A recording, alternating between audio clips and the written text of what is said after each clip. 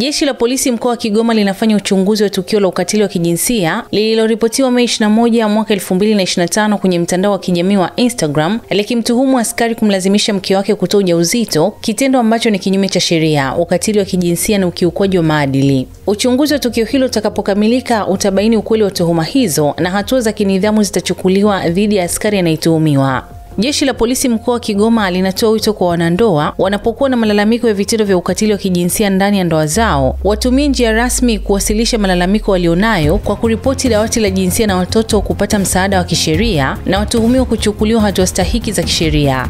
Taarifa hii imetolewa na kamanda wa polisi mkoa wa Kigoma. Mimi ni Bahati Limo na hii ni Simulizi na Sauti. Silent Ocean Air Cargo kutoka Marekani na Uturuki.